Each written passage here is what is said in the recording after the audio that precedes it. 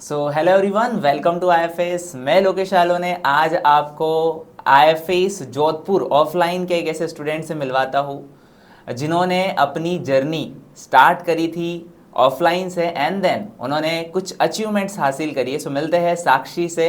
सो hello Sakshi. Hello sir. So क्या रहा आपका रिजल्ट एंड देन आप किस रीजन से बिलोंग करते हो, थोड़ा सा मैं आपके बारे में इंट्रोडक्शन जानना चाहता हूँ। सर मैं बेसिकली हरियाणा हिसार से हूँ और मेरा इस बार क्वालिफाई हुआ है LS with all India rank 41। Okay. जी सो सर। कैसे आपने मतलब सोचा कि मुझे ऑफलाइन करना है। सर एक्चुअली मेरे को ऑनलाइन में ज़्यादा मेरे को था कि मेरे को ऑफलाइन ही करना है, क्योंकि जितना मैं ऑफलाइन अच्छे से कर पाऊंगी उतना ऑनलाइन नहीं, क्योंकि घर का माहौल नहीं था मेरा ऐसा कि मैं बिल्कुल ही पढ़ाई करूं और किसी चीज़ पे ध्यान ना दूं। और मुझे ऐसे लगता है कि अगर आपको किसी किसी भी एग्ज़ाम की प्रिपरेशन अच्छे से करनी है, तो आपको घर के माहौल से बाहर निकलना ही पड़ता है। बिल्कुल कि घर बिल्कुल। पे फंक्शंस वगैरह कुछ भी आ रहा है, पर आप उसमें इतना अपना 100% नहीं दे पाते, जितना आप उस एनवायरनमेंट में देते हो, जहाँ सब बच्चे सिर्फ पढ़ ही रहे हैं। बहुत बढ़िया। सो आपका मास्टर्स किस स्ट्रीम से था और कब आपने क्लियर किया। सर मेरा मास्टर्स था बॉटनी से। मैंने 2021 में क्लियर किया था, बट उसके बाद मेरी कुछ हेल्थ इश्यूज़ थे, तो 1 साल का मेरा गैप था बिल्कुल। अच्छा। सो इसी आपको दौरान मैंने आपने कैसे डिसीज़न लिया कि हमें आईएफएस ही चुनना है एंड देन जोधपुर लोकेशन पर ही जाना है। सर मेरे को नियर था जोधपुर यहाँ से। अच्छा। हरियाणा से हूँ तो यहाँ नियर है जोधपुर, राजस्थान नियर है, तो इसलिए मैंने जोधपुर। और आईएफएस का मैंने मतलब यूट्यूब से बहुत बार देखा था, तो काफ़ी बार मैंने सोचा था कि करती हूँ। फिर एक दिन तो बस मैंने कॉल किया और पूछा कि कब से बैच शुरू हो रहा है, और मैंने डिसाइड किया कि बस मैं जा रही हूँ और मैं जॉइन कर रही हूँ। चल बहुत बढ़िया। सो कैसा रहा फिर आपका इन्वायरमेंट एंड देन कैसे आप मोटिवेटेड थी ऑफलाइन बेचेस के अंदर। सर ऑफलाइन का सबसे अच्छे तो टीचर्स हैं वहाँ पे। वहाँ पे उन्होंने मतलब मैं ऐसा नहीं था कि हमेशा मोटिवेटेड ही रहते हैं पढ़ने के लिए। बहुत बार ऐसा होता है कि जब मन नहीं कर रहा पढ़ाई करने का, या इतना सैचुरेट हो गए हैं कि पढ़ नहीं पा रहे हैं, तो वहाँ पे टीचर जैसे विशाल सर थे, प्रांशु सर थे, केसी सर थे। तो मैं काफ़ी बार जाती थी ये भी बात करने कि सर अब ये नहीं पढ़ा जा रहा है या ये हो नहीं पा रहा है ऐसे। तो उन्होंने मुझे काफ़ी मोटिवेट किया, स्पेशली तो विशाल सर, वो मेरे one of the favourite teacher थे। उन्होंने हमेशा इतना मोटिवेट किया ना कि नहीं हो जाएगा। उन्होंने इस बार मुझे बोल दिया था कि इस बार तुम्हारा निकल जाएगा, तुम बस इस बार अच्छे से पढ़ो, इस बार तुम्हारा हो जाएगा। सो क्या रहा फिर इस बार का स्ट्रैटेजी प्लान ऐसा कि जितना टीचर्स को आपके ऊपर ट्रस्ट हो गया कि हाँ इस बार तो निकल ही जाएगा और आपने निकाल भी लिया। हाँ जी, सर एक्चुअली मेरा ना सी सेक्शन हमेशा से ही अच्छा था। मेरे को बी पार्ट में थोड़ी प्रॉब्लम आती थी, मैं ज़्यादा ल रट के नहीं कर पाती थी। तो ये बात मुझे समझ आ गई थी एंड तक कि मैं सी पार्ट पे बहुत अच्छी कमांड बना सकती थी। मैं 25 में से 24 या 23 क्वेश्चन ठीक कर सकती थी। ये मैंने ना टेस्ट सीरीज़ मतलब संडे टेस्ट मैं हमेशा देती थी वहाँ पे। और मेरे जब कम नंबर भी आते थे, तो मैं हमेशा सर के पास जाती थी कि सर नंबर नहीं आ रहे हैं, कैसे करना है? तो वो हमेशा यही बोलते थे कि करते रहो, नंबर आए ना आए तुम आगे देखना, सही सही होने लग जाएगा। तो सर मेरा बी पार्ट जो था वो इतना अच्छा था नहीं। तो मैंने यही सोच लिया था, मेरा ए पार्ट अच्छा था। मैंने यही सोच लिया था मैंने मेन टारगेट सी और ए को करना है। बी में से मैं जितने कर पाऊँगी मैक्सिमम निकालूँगी, क्योंकि बी से सबसे ज़्यादा गलत होने के चांसेज़ हैं। तो मैंने सी को निकाला, मेरे उसमें से 22 या 23 क्वेश्चंस ठीक हुए थे। ए को मैंने निकाला, मैंने सर उसमें से 7 क्वेश्चन किए थे, मेरे सातों ठीक थे। मतलब एक गलत था शायद, 6-7 ठीक थे मेरे। मेरा बी पार्ट था, मुझे पहले ही पता था वो वीक होने वाला है, तो मैंने बहुत ज़्यादा ध्यान उस पे ना देते हुए ए और सी को बहुत स्ट्रॉन्ग कर लिया। सी में से मेरे 15-16 या मेरे को लगता है 17-18 क्वेश्चन ठीक हो गए थे। उतना मेरे लिए ठीक था, मैंने किए भी कम थे। मैंने नेगेटिव की तो बिल्कुल वो ही नहीं रखा था, नेगेटिव मुझे था कि नेगेटिव तो मुझे करना ही नहीं है। चल इस बहुत हिसाब से बढ़िया। किया था सर मैंने। सो आपका क्या रहा फिर वहाँ पर कि लेक्चर्स का टाइमिंग क्या होता था एंड देन फिर आप अपने रिविजन्स को कैसे करते थे और बैकलॉग्स को कैसे आप रिवाइज करते थे। सर मेरे को मोस्टली क्लासेस 12 टू 5 थी। तो सर ये टाइम तो आसानी से निकल जाता था। और वैसे भी दिन का टाइम है, अगर आप कोई किसी को आलस भी है, तो दिन के टाइम आप जब क्लासेस ले रहे हो तब तो आपके पास वो कोई ऑप्शन भी नहीं था कि सो रहे हैं, ऐसा कुछ कर रहे हैं, क्योंकि दिन के टाइम मोस्टली क्लासेस होती थी, फिर जाके अपना थोड़ा रेस्ट किया, फिर रात का जो भी था वो रिवीजन किया। अगले दिन सुबह उठ के जो एमसीक्यूज़ थे वो लगाती थी सर मैं तो। बहुत बढ़िया। और बाकी ऐसी कोई यूनिट्स रही हो जो कि बहुत ज़्यादा हार्ड लगी हो आपको कि बस ये तो नहीं हो रहा है सर? सर मैंने वैसे तो कोई यूनिट नहीं छोड़ी थी और मेरा बॉटनी बैकग्राउंड था। तो बस मैंने एनिमल को थोड़ा कम किया था और इसके लिए मैं प्रांशु सर के पास भी गई थी।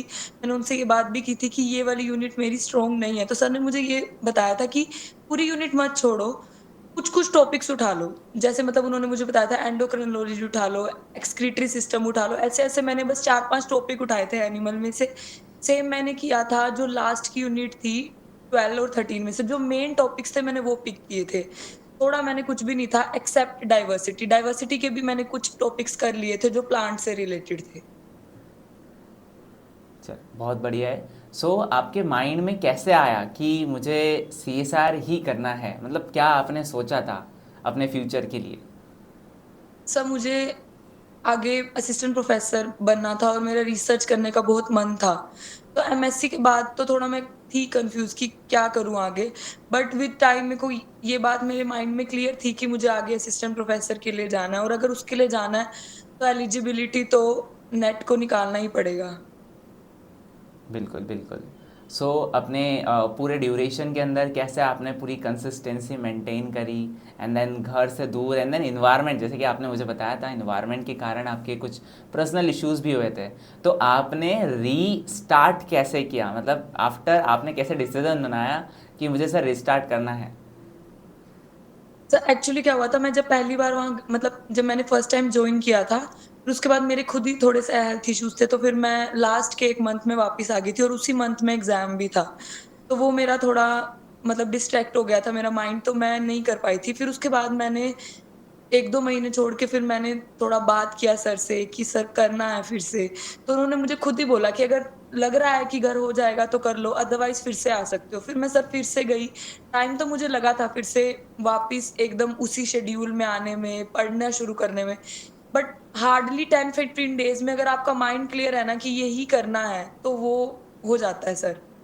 मैंने फिर से धो धीरे-धीरे करके जैसे पहले 5 घंटे फिर 6 घंटे अपनी एफिशिएंसी बढ़ाती गई और फिर करता गया और सर जब मेरे को ऐसा लगता था कि अब 2-3 घंटे शुरू-शुरू में मैं 2 घंटे भी पढ़ती थी, खुद से जब तो मुझे लगता था अब नहीं होगा आगे। फिर मैंने क्या किया कि 2 घंटे पढ़ा, 1 घंटा लगाया एमसीक्यूज़। उससे क्या हुआ मुझे ऐसा भी नहीं लग रहा था कि सिर्फ थ्योरी पढ़ रही हूँ, 2 घंटे फिर एमसीक्यूज़, फिर से थोड़ा ब्रेक लिया, फिर 2-3 घंटे पढ़ा, फिर से एमसीक्यूज़। इससे मेरी एफिशिएंसी एमसीक्यूज़ के लिए भी बढ़ रही थी और मैं बोर भी नहीं हो रही थी बीच में कि अब नहीं हो रहा, सीधा पढ़ते जा रहे हैं। तो मैंने सर ऐसे किया था, अगर ऐसे करें कि 7-7, 8-8 घंटे पढ़ ही रहे हैं और बीच में ब्रेक नहीं ले रहे, उससे तो सर बिल्कुल मतलब बिल्कुल ब्लास्ट हो जाता है, वो तो कंटिन्यूटी नहीं बन पाती। मैंने ये भी करके देखा था। इससे बेटर मुझे यही लगा कि 2 घंटे पढ़ो, 1 घंटे एमसीक्यू लगाओ, फिर आधा पौना घंटा ब्रेक लो, फिर से पढ़ लो, फिर एमसीक्यू लगाओ, फिर ब्रेक लो। बहुत बढ़िया। मैंने तो सर ऐसे सो किया था। क्या ऐसा आप शेयर करना चाहोगी जो कि आपकी जर्नी में बहुत ही ऐसा था कि आपको ऐसा लगा कि अगर इसको सुधारने का मौका मिलता तो मैं इसको बिल्कुल करेक्ट कर लेती, या कोई ऐसी एक्टिविटी आपकी वाली जो कि आपको लगता है कि यार इसको और ज़्यादा इम्प्रूव कर लिया होता तो शायद और भी बहुत अच्छा रिजल्ट होता? सर शुरू में ना मेरी आदत थी कि मैं सारा पेपर पढ़ने बैठ जाती थी। मुझे लगता था कि सारी यूनिट मैंने पढ़ी है तो मुझे सारा पेपर पढ़ना है। लेकिन विद मैंने टेस्ट सीरीज़ जॉइन की थी लास्ट में और उस टेस्ट सीरीज़ में मुझे ये समझ आ गया था कि मुझे टाइम को कैसे यूटिलाइज़ करना है 3 घंटे को। शुरुआत में मेरी ये दिक्कत रही थी कि मैं सब कुछ पढ़ रही थी बट लास्ट में मेरे को बस ये समझ आ गया था कि मेरी स्ट्रॉन्ग यूनिट्स कौन-सी हैं जिसमें मेरे को क्वेश्चन निकालने हैं। जब फिर इस बार एग्ज़ाम था बस मैं पढ़ रही थी, मुझे क्वेश्चन आ रहा है तो किया वरना छोड़ा। 75 क्वेश्चन में से 25 क्वेश्चन तो ऐसे आराम से निकल जाते हैं जिसमें आप श्योरिटी दिखाते हो कि ये तो सही है। अगर सर ये चीज़ मुझे पहले पता होती तो मुझे 1-2 मतलब जो भी ये अटेम्प्ट्स लगे इतने नहीं देने पड़ते। बस इतना था कि उस टाइम मैं ज़्यादा टाइम क्वेश्चन्स पढ़ने के लिए दे रही थी तो पेपर कवर नहीं हो पाता था। इस बार बस मुझे ये पता था, आता है तो करना है, नहीं आता तो छोड़ दो।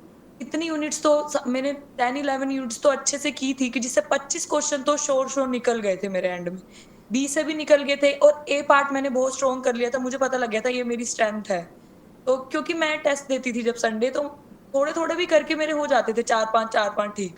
तो मुझे लग गया था कि अगर मैं इस पे काम करूँगी तो इससे निकल जाएँगे आंसर्स। चल बहुत बढ़िया है। So and then last question कि क्या है प्लान आगे का फिर अभी? सर अभी मैं किसी प्रोजेक्ट में ज्वाइन करने का सोच रही हूँ कि फिर मेरे को थोड़ा एक्सपीरियंस भी मिल जाएगा एक प्रोजेक्ट के थ्रू कि मुझे क्या कर रही हूँ मैं, फिर उससे आगे मैं पीएचडी में ज्वाइन करने का सोचा है मैंने। पहले मेरा मन है कि मैं किसी रिसर्च प्रोजेक्ट में ज्वाइन करूंगी। चल बहुत बढ़िया है। एंड देन मैं भी एक चीज़ इनपुट करना चाहूँगा कि साक्षी, हमें ना कभी भी कोई भी नेगेटिव थॉट्स ना हमारे माइंड में स्टक नहीं करना चाहिए। जैसे कि आपकी बातों से मुझे एक चीज़ लगी कि आपने अपने माइंड में सिर्फ एक चीज़ स्टक करके रखी थी स्टार्टिंग से कि पार्ट बी जो है मेरा बहुत वीक है। सो अगर कभी हम पार्ट सी को कर सकते हैं, इसको मैनिपुलेट कर सकते हैं, तो फिर पार्ट बी हमारे लिए बहुत आसान होता है। तो कहीं ना कहीं मुझे ऐसा लगा कि पार्ट बी शायद आपके माइंड में एक स्टकनेस थी जिसके कारण आप उसको प्रॉपरली ऑब्जर्व नहीं कर पाई, है ना? तो हम्म। ठीक है, आपने बहुत अच्छा किया and then congratulation for you.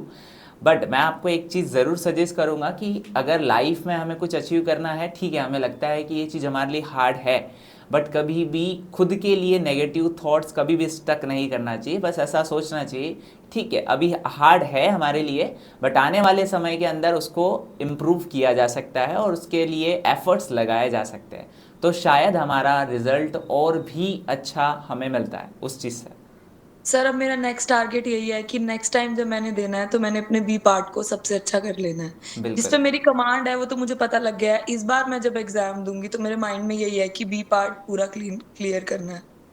Okay, so thank you Sakshi. And then all सारे वीवर्स, आपने भी साक्षी के बहुत सारे ऐसे थॉट्स सुने ज़रूर है। सो मुझे लगता है कि इनके वर्ड्स शायद आपके ज़रूर काम आएंगे एंड देन नेक्स्ट इंटरव्यू आप ही का होगा विथ जेआरएफ के साथ। So thank you Sakshi and then thank you sir. Congratulation again. Thank you sir. Okay.